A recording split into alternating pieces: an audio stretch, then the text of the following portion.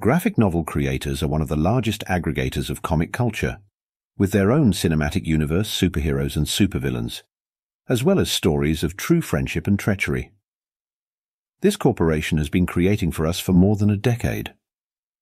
In general, as usual in my videos, today we will figure out where it all began, and of course trace the life path of Marvel from the very idea and first comics to global blockbusters.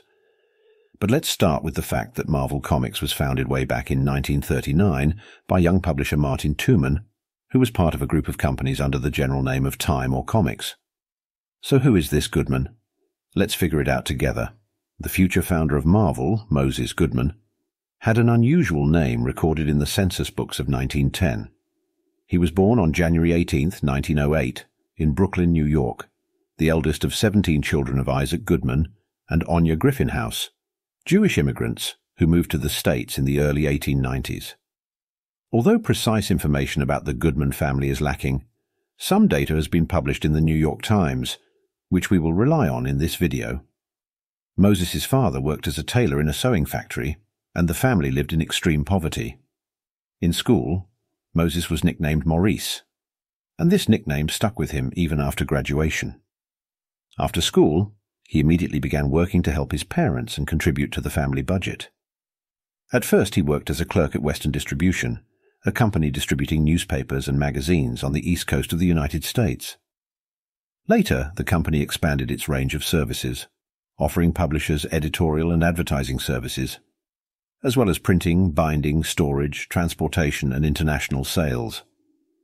By the age of 20, Goodman had already earned a good reputation in the company, and his entrepreneurial talent was noticed by his colleagues. He became not only a logistics specialist, but also a top manager at Eastern Distribution. His ideas were accepted by the company's management and soon came to life. It is worth noting that Moses, or Maurice, was indeed talented and energetic, although he did not always have the resources to quickly implement his plans. However, his thoughts and plans were grandiose, and the management listened carefully to his ideas. Thus, an ordinary guy from a poor family rose to the heights of management. Work brought true pleasure to Moses, who already dreamed of becoming a well-off man in a new stylish suit, and possibly even breaking into society. But fate, as usual, intervened. In October 1929, the New York stock market crashed, causing chaos throughout the American banking system, which in turn undermined the U.S. economy. The resulting crisis dealt a huge blow to all industries, including advertising and publishing. However, as always, after a dark period comes a brighter one, as was the case in this story. One of the few genres of printing that continued to bring profit to publishers were pulp magazines, or more precisely, cheap periodicals and multi-page publications featuring sensational and scandalous stories, which gave readers sharp sensations and topics for discussion. Among the first to recognize this trend was Morris Goodman. In the summer of 1932, Morris left his job at Western Distribution and began using the pseudonym Martin Goodman, by which all future generations of publishers would remember him. Over the next few years, step by step, he gradually established his own publishing house, thanks to established connections from his previous job. Goodman managed to assemble a small team of like-minded people interested in the same things as he was. At the same time, Goodman, in partnership with Louis Silberkleit, became a co-founder of several ventures, striving to capture a new market. Most biographers are confident that marrying had a significant impact on his business development. It may sound amusing and foolish, but on December 30th, 1934, Goodman married the daughter of a wealthy entrepreneur and owner of a large paper products company, Atlantic Container Corporation, Ginny Toys. Upon returning from their nearly month-long honeymoon in the Bahamas, Goodman's wife announced the bankruptcy of her magazine distributor husband. This event did not go unnoticed by observers from New York EMS, some of whom were convinced it was a cleverly planned move aimed at avoiding financial responsibility to his business partner for unfulfilled contract terms. Nevertheless, the entrepreneur did not despair and quickly redirected all his efforts and capabilities to create a new publishing venture, which was named Martin Goodman Publications. That's where it all began, with pulp magazines featuring detectives, their adventures, and science fiction, which unquestionably enjoyed popularity. However, The comic book about Superman created by DC Comics surpassed any other publishing company by leaps and bounds. Its immense popularity did not escape Goodman, and of course he decided to follow in the footsteps of his competitors by creating a similar product of his own manufacture. The journey of the publishing house began with the first comic featuring mutant superheroes, which were named Marvel Comics. The main character in it was the Human Torch, a member of the Fantastic Four, with his opponent being Namor the Submariner, the son of a sea captain, and a princess from the mythical underwater kingdom of Atlantis. No one could have imagined that the comic would fly off the shelves like hotcakes, but that's exactly what happened. The publishing house even lacked the funds to reprint a few more copies for sale, so they had to borrow money, even on credit. In a time without television and the internet, comics were like a breath of fresh air. Interestingly, the first issues of Marvel Comics were produced by an external company. This was because Goodman had signed a contract with Lloyd Jacquet's Funnies Inc. to provide material for the first comic book. Thus, the Human Torch character for Funnies Inc. was created by artist Carl Burgos, while the idea belonged exclusively to Goodman. However, officially the rights to the Human Torch and Namor were held by Timely Publications. By the end of 1940, Goodman had bought out the characters and decided to start hiring his own writers and artists. He realized that he had many more ideas for future superheroes.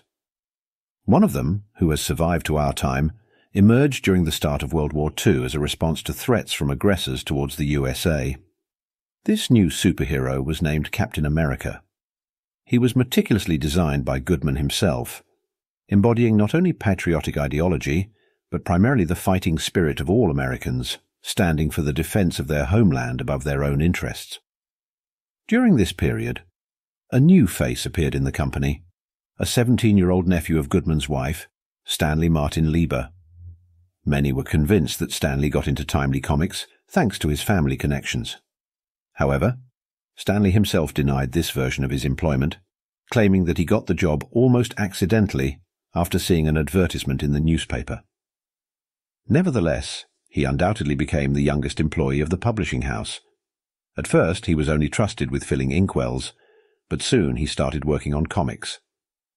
In 1941, he wrote the first lines for the May issue of Captain America.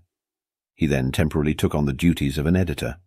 The first thing the young man did was come up with his own pseudonym, shortening his own name to Stan Lee, but more about him later.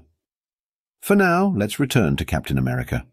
This character became so popular in the USA that in 1944, the image of this hero transitioned from print to screen.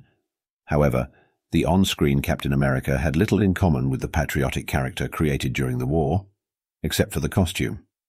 Nevertheless, this hero was familiar to everyone, so there was already heightened interest in the film in advance. After the victory over fascist Germany, there was a sharp decline in the popularity of this hero. People were simply tired of war.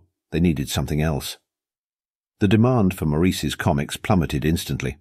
Something urgent had to be done to keep the company afloat. Goodman even changed the style, focusing on more illustrated adventures, romantic stories, and even fantasy. All the previously created superheroes went into a waiting mode and gathered dust on the shelves for several years. The company's own America needed something new. It was during this period that stories such as Fantasy Worlds, Troubled Tales, Amazing Worlds, and a series of comics written specifically for girls emerged. However, despite their popularity, they did not have a large enough audience to keep the company afloat. It's safe to say that from the end of the war until 1960, our hero didn't make any extraordinary profits. The publishing house worked in a regular mode, releasing various comics and stories, occasionally printing tabloid press. In general, it was not particularly notable among hundreds of similar companies. Staying on trend was difficult, as by the beginning of 1960, the generation that remembered the war had grown up, and they were replaced by peaceful youth and students. It was at this moment that Goodman realized that it was the perfect time for a reboot and revival of the forgotten superheroes lying on the shelves. Stanley also decided not to lag behind and contribute to the company's development. Thus, with joint efforts, Marvel released the first comic about the Fantastic Four, superheroes endowed not only with superpowers, but also with immortality. The main idea of this story was that at the center of the plot were ordinary people living the lives of ordinary people, just like us, who also quarrel, make up, fall in love, and learn. But in their free time, they save the world from evil and villains. This made the readers feel closer to these characters, seeing themselves stronger and empathizing more. The comics of the New Fantastic Four appeared on store shelves in the same year, 1960, and they revived the former glory of this genre, which in turn helped Marvel Comics break free from the prolonged slump. Success needed to be reinforced with novelties, and for the Fantastic Four, new superheroes emerged. Mutants created through various scientific experiments, genetic engineering or radiation. Among them were such iconic characters as the Hulk, the X-Men and Spider-Man, with the latter being first mentioned in 1962. The image of this hero became one of the main symbols of youth culture. Peter Parker, a modest, unassuming guy who, by a stroke of fate, acquired spider genes, even became the subject of social advertising campaigns promoting drug refusal. Marvel requested Goodman's assistance from the Department of Health, and of course Goodman didn't refuse. Interestingly, initially, Morris Goodman persuaded the creator of the Spider-Man plot, Stan Lee, not to release this comic. He argued that children are afraid of spiders, and it was uncertain how such an unusual plot would affect Marvel's budget. However, this character became the most famous in the entire history of Marvel Comics. Marvel was on the move again, and an incredible number of animated and feature films based on all the previously mentioned comics plots would later emerge. Stan Lee also decided not to lag behind and made his contribution to the company's development. Through joint efforts, Marvel released the first comic about the Fantastic Four, superheroes endowed not only with superpowers, but also with immortality. The main idea of this story was that ordinary people living ordinary lives just like us were at the center of the plot.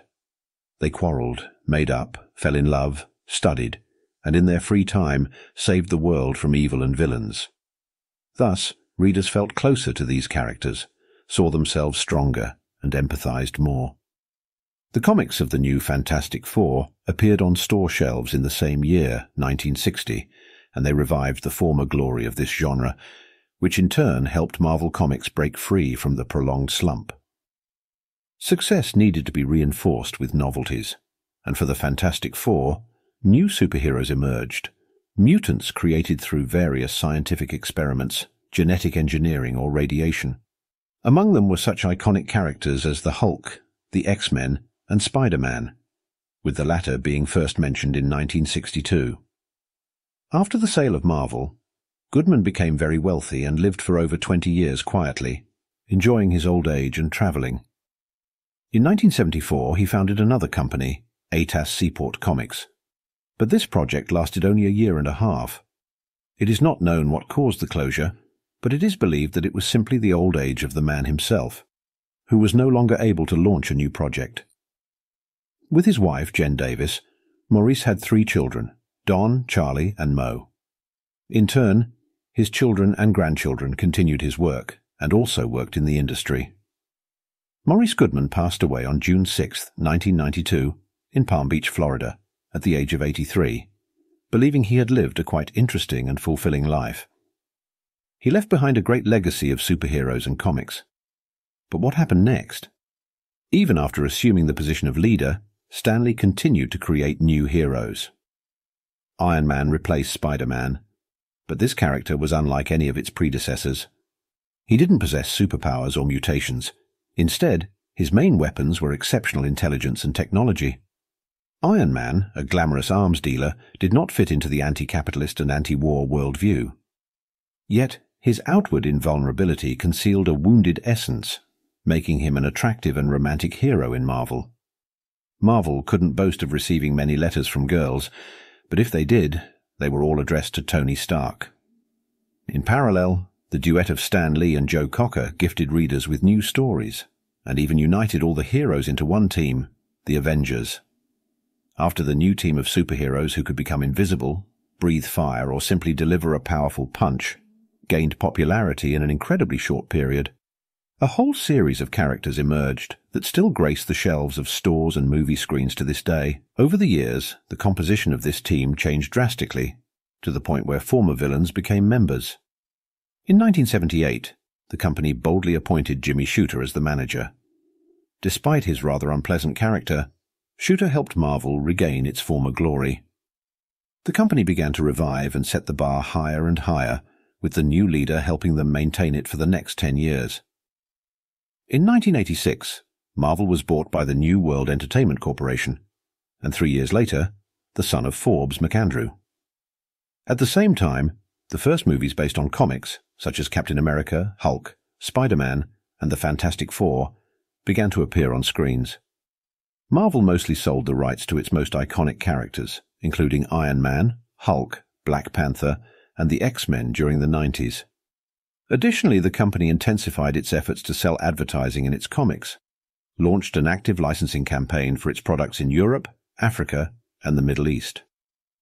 This expansion, which Goodman was hesitant about, undoubtedly had a positive impact on the company, significantly increasing profits.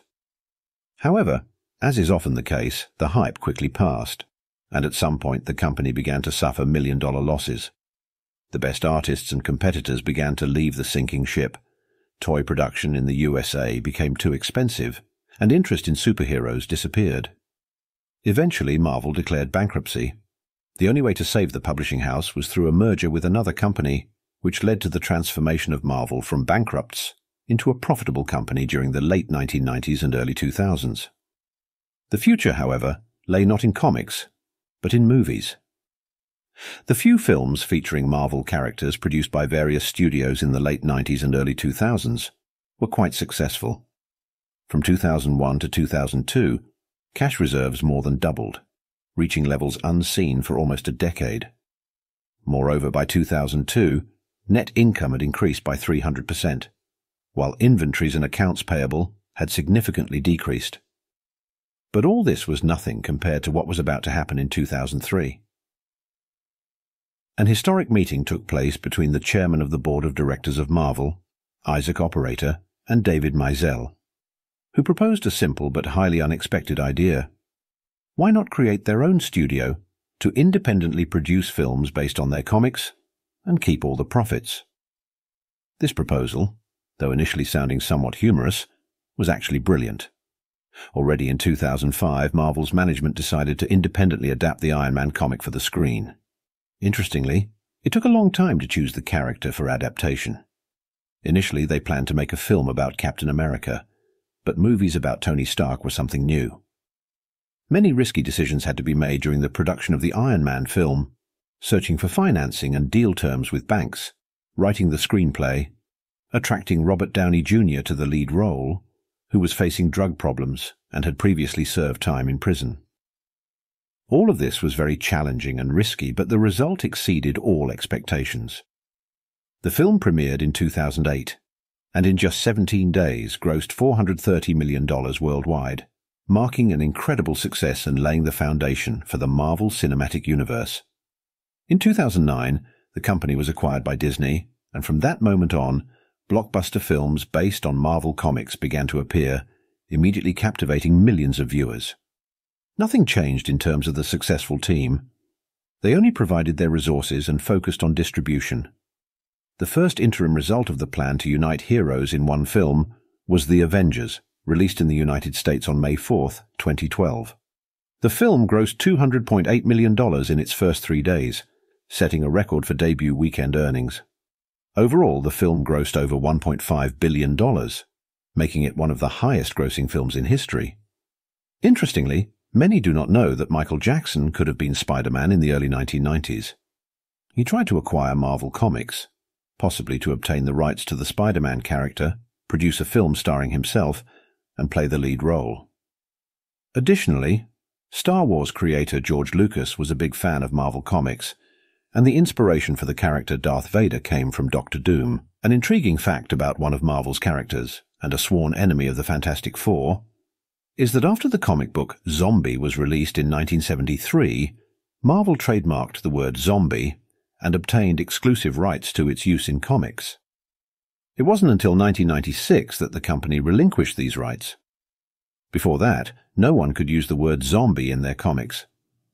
An unexpected fact for Hulk fans is that Stan Lee initially planned to make the Hulk's skin grey. However, Due to a typographical error in the first issue where the character appeared, he was printed in green. There was no time to make changes, so Stan Lee approved this version. Since then, the Hulk has been known worldwide for his green skin, although he was originally intended to be grey.